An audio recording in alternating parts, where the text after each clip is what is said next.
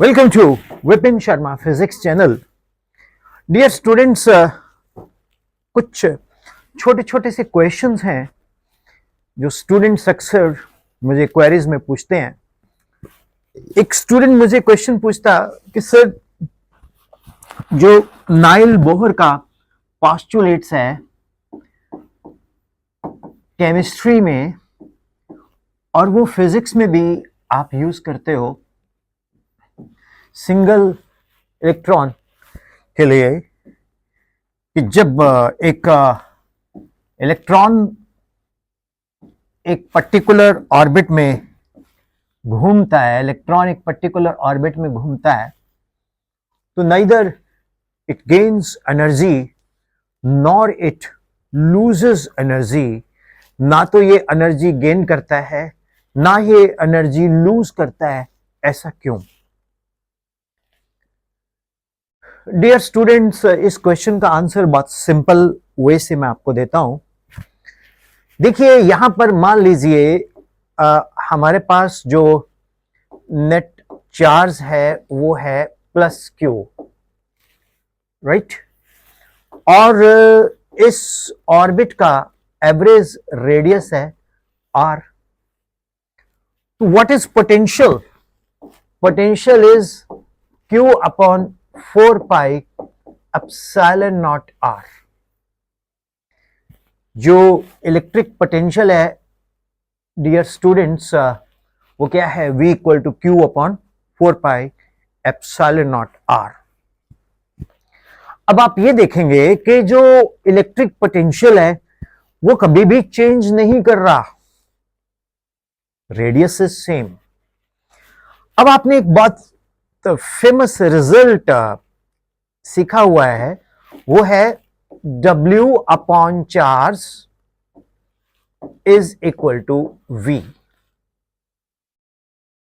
तो W is equal to E into V। ये V कौन है? Potential difference. इसको हम VAB ले लेते हैं और इसको हम डेल्टा V भी कह सकते हैं। तो डेल्टा V क्या है स्टूडेंट्स? ये है VB minus VA। VB minus VA। अब देखिए, इस रेडियस के ऊपर हर जगह ये A, ये B, ये C, कहीं भी चले जाओ, जो रेडियस है वो कभी भी चेंज नहीं करता। जब रेडियस कभी भी चेंज नहीं करता तो ये डेल्टा V क्या हो गया? जीरो। तो W is equal to E into zero. तो वर्क डन क्या हुआ? जीरो। अभी ये जो इलेक्ट्रॉन है वो एक पर्टिकुलर ऑर्बिट में घूमता जा रहा है, घूमता जा रहा है, घूमता जा रहा है और वर्क डन नहीं हो रहा। जो वर्क डन नहीं हो रहा तो हम क्या बोलेंगे? It is not doing any work, means that it's in stationary energy. Since ये रेडियस इसका लेवल डिफाइन कर रहा है तो हम बोलेंगे ये है स्टेशनरी एनर्जी लेवल। वर्क हो नहीं रहा, स्टेशनरी एनर्जी लेवल, तो हम क्या बोलेंगे? It neither gains energy nor loses energy. So this is what justification from physics point of view. एक और जस्टिफिकेशन जो 10th लेवल के कॉन्सेप्ट से भी दी जा सकती है, वो क्या? वो ये है कि जब कोई बॉडी सर्कुलर पाथ में घूमती है ना, तो फोर्स जो है वो परपेंडिकुलर टू डिस्प्लेसमेंट है।